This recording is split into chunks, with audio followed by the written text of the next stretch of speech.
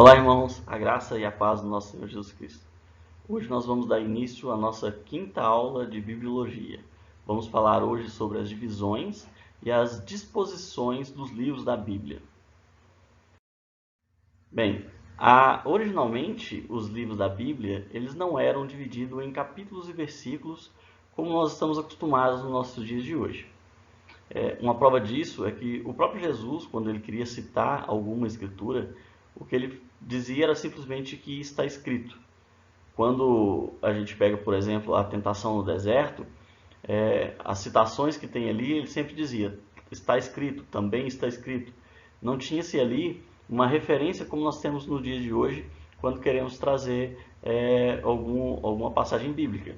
Hoje a gente diz, por exemplo, em Lucas capítulo 2, versículo 3, ali nós não vemos Jesus falando isso, mas nós vemos ele trazendo simplesmente a frase, a informação de que está escrito, ou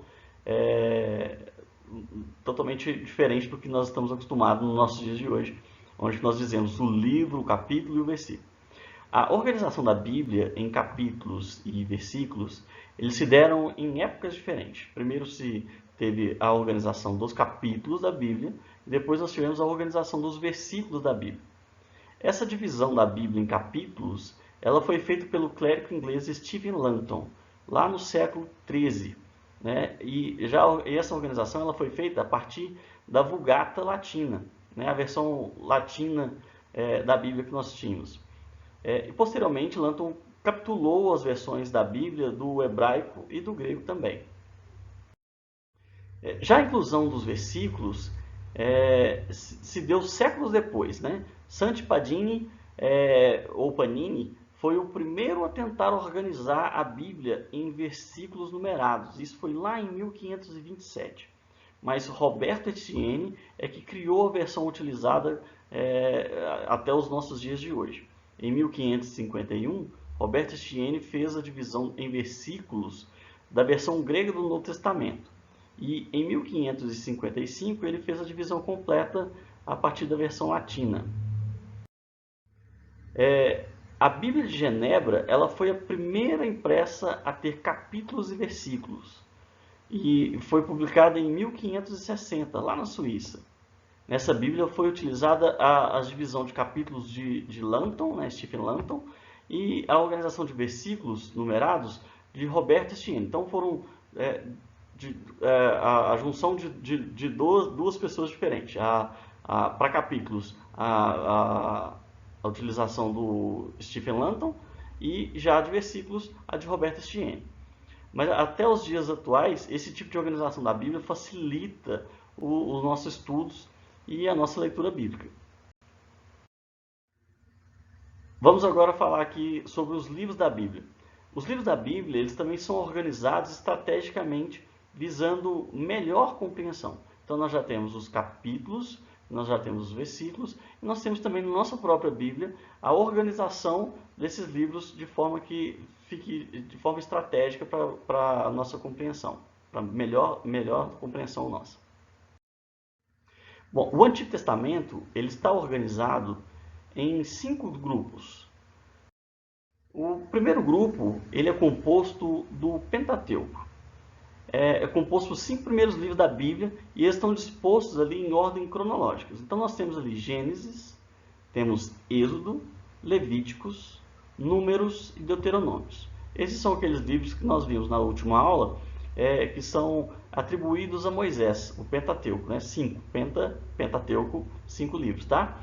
Então são os primeiros livros que nós temos na organização da Bíblia atual, da forma que nós temos nos dias de hoje. Então temos o Pentateuco, desde Gênesis até Deuteronômio.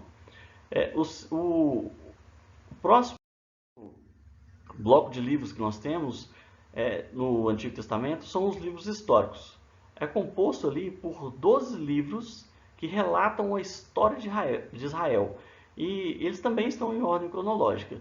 E ali nós temos então desde Josué até Esther. Então nós temos Josué, Juízes, Ruth, 1ª e 2ª Samuel, 1ª e 2ª Reis, 1ª e 2ª Crônicas, Esdras, Neemias e Esther. Depois nós temos um outro grupo que são chamados de livros poéticos. É composto por 5 livros. E esses não estão em ordem cronológica, tá? Nós temos então Jó, Salmos, Provérbios, Eclesiastes e Cantares. Temos também ainda os profetas maiores. Esses também são compostos por 5 livros que relatam a história dos profetas que mais profetizaram em Israel. E esses estão em ordem de relevância. E nós temos então, nos profetas maiores, Isaías, Jeremias, Lamentações, que também é de Jeremias, Ezequiel e temos também Daniel.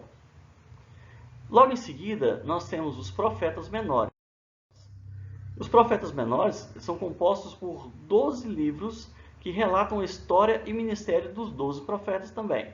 E também estão em ordem cronológica. E aí nós temos então Oséias, Joel, Amós, Obadias, Jonas, Miqueias, Naum, Abacuque, Sofonias, Ageu, Zacarias e, por último, fechando o Antigo Testamento, nós temos Malaquias. O Novo Testamento está organizado em 4 grupos. Vamos ver quais são esses 4 grupos. O primeiro grupo que nós temos são os evangelhos.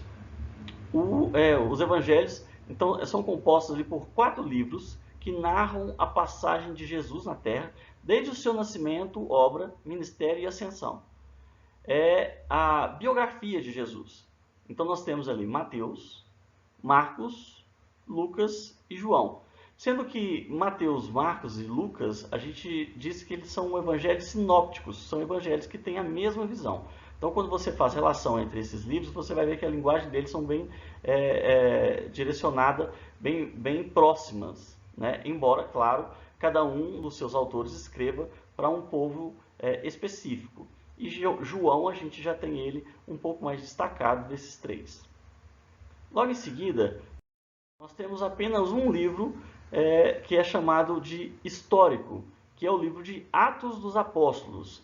Esse é um livro histórico, também chamado de Atos da Igreja, tá? É composto então por um livro que conta a história dos apóstolos e, claro, a fundação da igreja. Logo em seguida, nós teremos então as epístolas, que são cartas escritas pelos apóstolos e direcionadas às igrejas. A gente pode subdividir essas cartas em mais 2 grupos. O primeiro grupo que a gente pode dividir e separar são as epístolas paulinas e depois nós podemos separar as epístolas gerais. Como epístolas paulinas, nós temos então as cartas aos Romanos, 1ª e 2ª Coríntios, Gálatas, Efésios, Filipenses, Colossenses, 1ª e 2ª Tessalonicenses, 1ª e 2ª Timóteo, Tito e Filemão. Então nós temos aqui o apóstolo Paulo escrevendo 13 cartas, além de também ter participado, sendo narrado alguns atos dele no livro de Atos, né, quando Lucas escreve ali algumas coisas que aconteceram com o próprio Paulo. Então, as epístolas gerais são as outras que restaram, né, que são, na verdade, a carta aos Hebreus, Tiago, 1ª e 2ª Pedro, 1ª, 2ª e 3ª João. E nós temos, fechando aqui as cartas, a carta de Judas. Lembrando que esse Judas é o Judas Tadeu.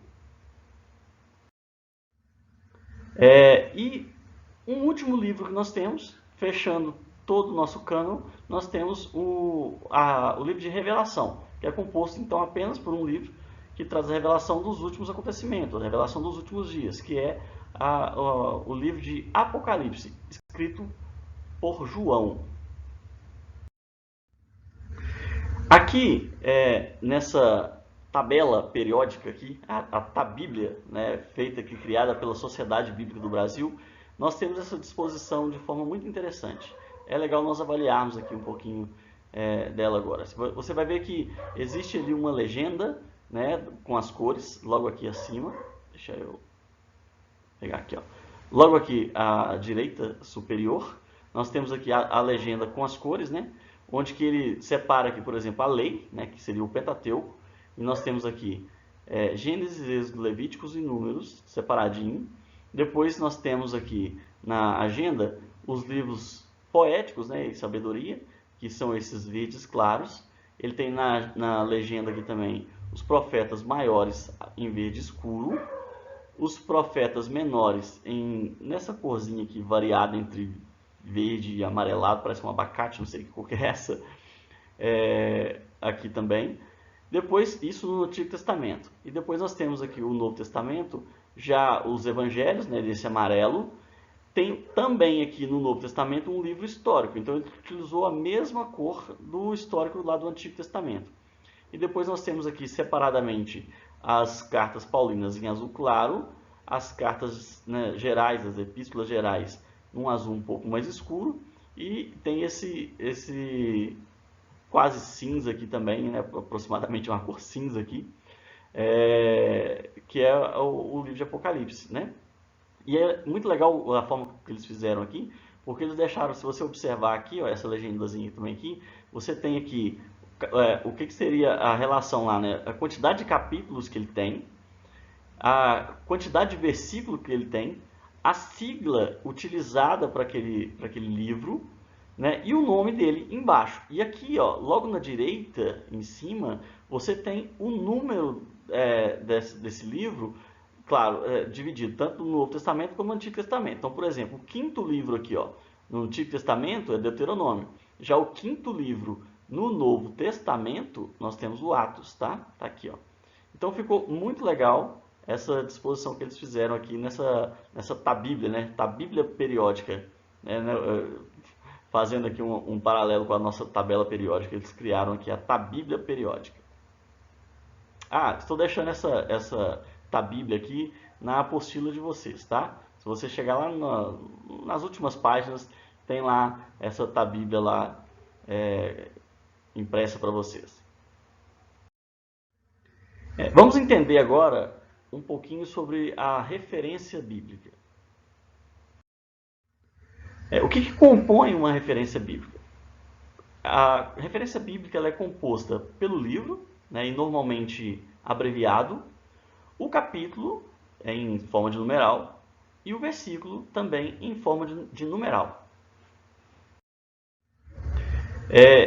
Utiliza-se 2 pontos ou 1 ponto, e normalmente usa-se mais os 2 pontos para fazer a separação entre capítulos e versículos. Então, se você olhar aqui o exemplo que eu dei, Gênesis, né, 3, 2 pontos, 15.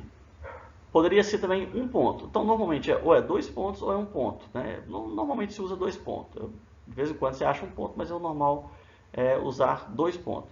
Parece muito simples isso, viu, gente? Mas tem muitas pessoas que na hora que vão escrever uma referência bíblica, escreve errado. Põe hífen, e aí o hífen não é para capítulo, é para separação de capítulo e versículo. Então, vamos observar isso aqui. O hífen, então, é usado quando? Serve para indicar a faixa de um versículo. Por exemplo, Gênesis capítulo 3, 2 pontos, versículo 1 até o versículo 5. Então, ele se refere ao capítulo 3, refere-se ao capítulo 3, né, referente ao versículo do 1 até o versículo 5. Então, ele faz essa separação aqui como um até. Então, é do 1 até o versículo 5. A utilização da vírgula é para indicar uma sequência não contínua do versículo. Então, por exemplo, vamos imaginar aqui que eu vou escrever Mateus capítulo 10, versículo 1 e também o versículo 9. Perceba que não é até o 9, como é o caso do hífen, e sim o 1 e o 9. Então, eu coloco 1,9. O ponto e vírgula ele é utilizado para separar os capítulos do mesmo livro numa única referência ou iniciar a citação de um outro livro na mesma referência. Então, por exemplo, vamos ter uma referência aqui de Mateus capítulo 2, né, versículo 1, e também Mateus capítulo 5, no verso 7. Então nós temos aqui a separação. Ou poderia fazer isso com um outro livro. Então, por exemplo, Mateus capítulo 2, verso 1, ponto e vírgula. Também olhar João capítulo 10, versículo 1.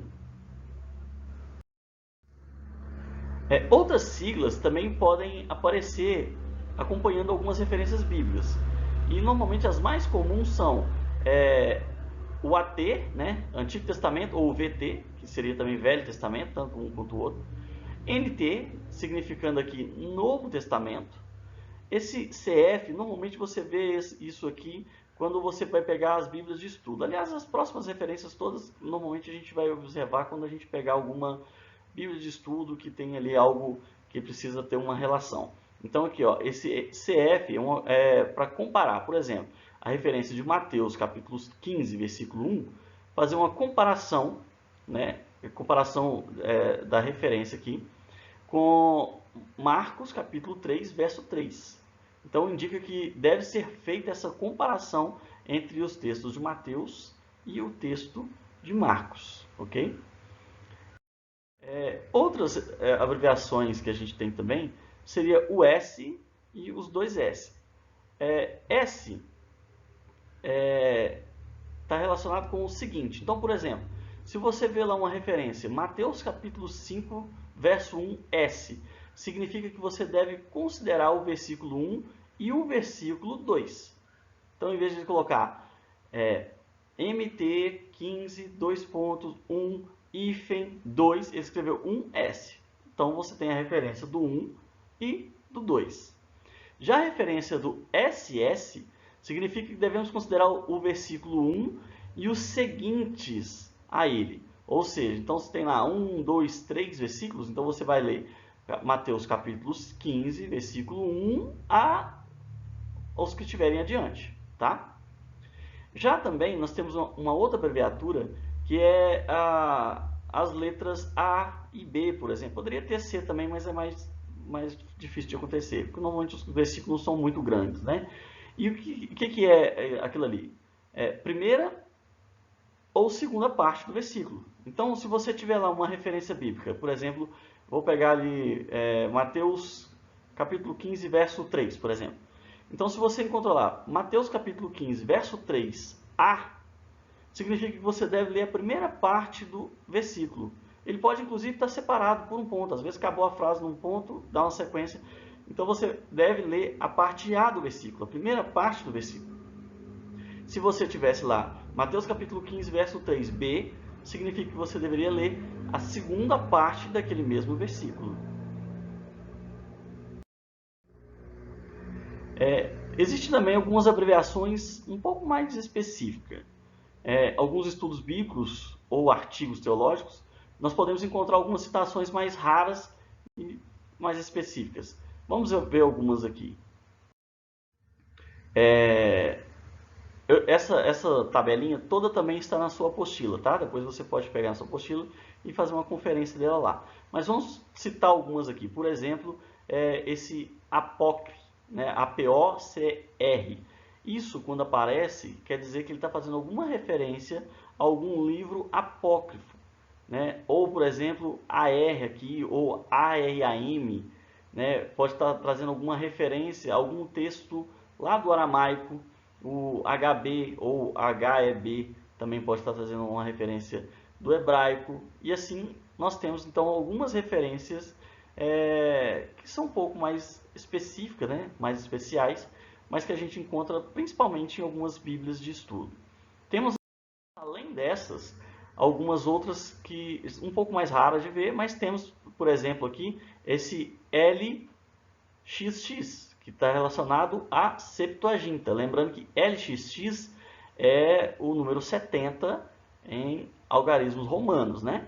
Então nós temos a versão do 70, por exemplo, né, da versão da tradução do 70, ela aparece assim, ó, LXX.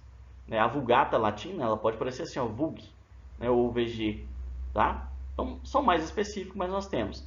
Nós temos, por exemplo, isso aqui já é um pouco mais fácil da gente encontrar nos nossos dias de hoje, não só com relação à Bíblia, mas até em várias coisas históricas, o AC ou DC, né?